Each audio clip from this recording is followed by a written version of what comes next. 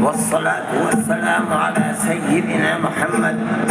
وعلى آله وأصحابه أجمعين. محترم حضرات، جمعیت علماء کے ورکرز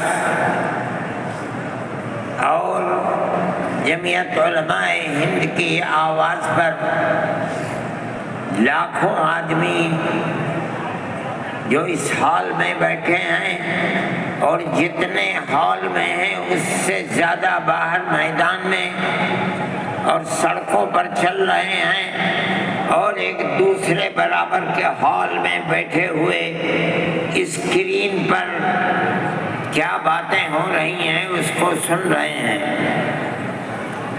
جمعیت علماء کا یہ اجلاس مختلف ان مسائل کے سلسلے میں ہوا ہے جو براہ راست مسلمان اور اسلام پر چوٹ دے رہے ہیں اور ملک کا موجودہ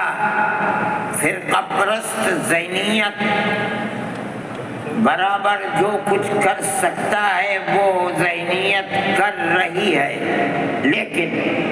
اس وقت سب سے بڑا مسئلہ وقف ترمیمی بل کا ہے.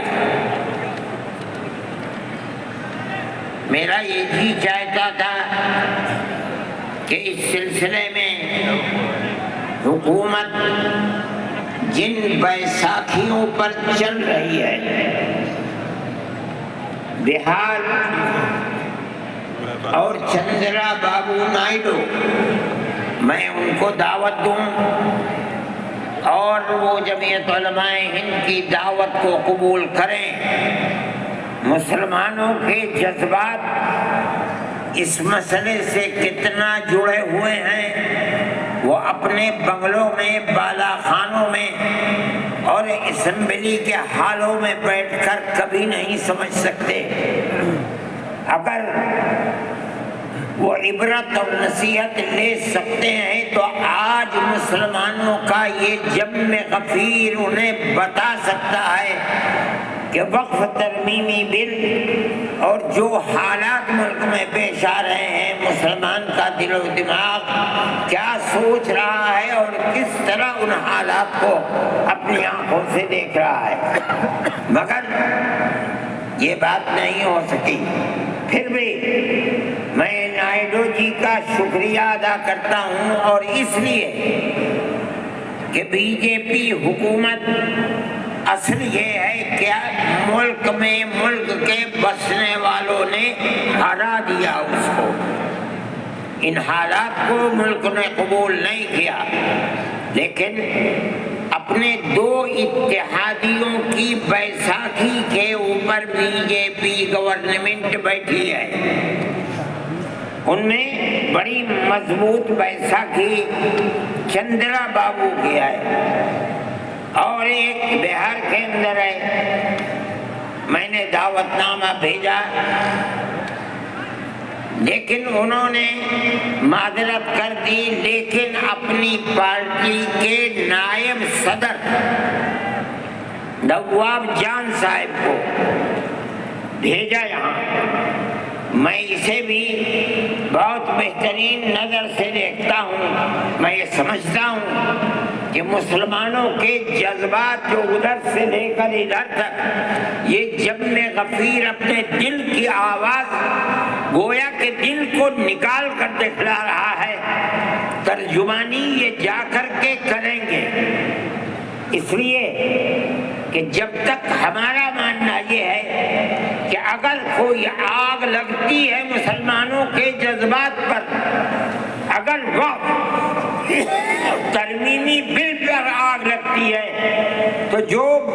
بیساکھی جس پر ملک چل رہا ہے اس کی ذمہ داری اتنی ہی اس پر بھی پڑے گی جتنی ذمہ داری مرکز میں بیٹھی ہوئی طاقت پر پڑے گی. یہ بیٹھے ہوئے میں ان کی تشریف آوری پر شکریہ ادا کرتا ہوں، اور میں سمجھتا ہوں کہ مسلمان کے یہ جذبات وہاں تک پہنچیں گے، اور جمعیت علماء نے یہ وہاں کی جمعیت کے ذمہ دار بیٹھے ہوئے ہیں، ہم نے طے کیا ہے کہ ہم اس مہینے کے آخر میں یا دسمبر کے شروع میں، کیا تاریخ ہے، 1 دسمبر یا 15 دسمبر کو ہم وہاں بھی جمعیت علماء کی طرف سے کڑپا میں جو چندرا بابو نائیڈو کا وطن ہے، ہم وہاں انشاءاللہ 5 لاکھ مسلمانوں کو جمع کریں گے اور اپنے دل کے احساس کو ان کے سامنے رکھیں گے۔ ہم جس طرح اس مسئلے کے اندر ملک کی موجودہ مرکزی حکومت کو ذمہ دار سمجھتے ہیں، اگر خدا نہ خواستہ یہ قانون پاس ہوا تو وہ بیساکھی جن کے اوپر یہ بیٹھ کر حکومت کر رہے ہیں وہ بھی اس ذمہ داری سے سبکدوش نہیں ہو سکتے۔ میں اپنے ان جذبات کے ساتھ نواب جان صاحب کا خیر مقدم کرتا ہوں۔ یہ نائیڈو جی کے نائب ہی سمجھیے، ان کی پارٹی کے نائب ہیں، اور مولانا خالد صاحب مسلم پرسنل لا بورڈ کے صدر ہیں، مولانا کا تعلق بھی تشریف رکھے، ان تمام مسائل سے ہے جو مذہبی مسائل ہیں اور مسلمانوں کے خلاف اٹھائے جاتے ہیں۔ حضرت مولانا کی تقریر بھی آپ اس موضوع پر سنیں گے، اور سب سے بہترین مسلمانوں کی طرف سے اس بل کے خلاف جو چیئرمین کے سامنے اور مجلس کے سامنے اس مدعا کو رکھنے والے ہیں وہ ہمارے ورکنگ کمیٹی کے ممبر اور سپریم کورٹ کے وکیل ہیں، وہ بھی آپ کے سامنے آئیں گے، اور میں ان سے یہ کہوں گا کہ وہ اس بل کے اندر کیا کیا وہ زہر پڑا ہوا ہے جو مستقبل کے اندر مسلمان کو نقصان پہنچائے گا۔ ایوبی صاحب، فضیل ایوبی صاحب، میں ان سے بھی کہوں گا کہ وہ آدھے گھنٹے کے اندر اپنی بات کو تمام لوگوں کے سامنے پیش کریں تاکہ یہ سمجھا جا سکے کہ اس بل کے اندر کیا زہر ملا ہوا ہے۔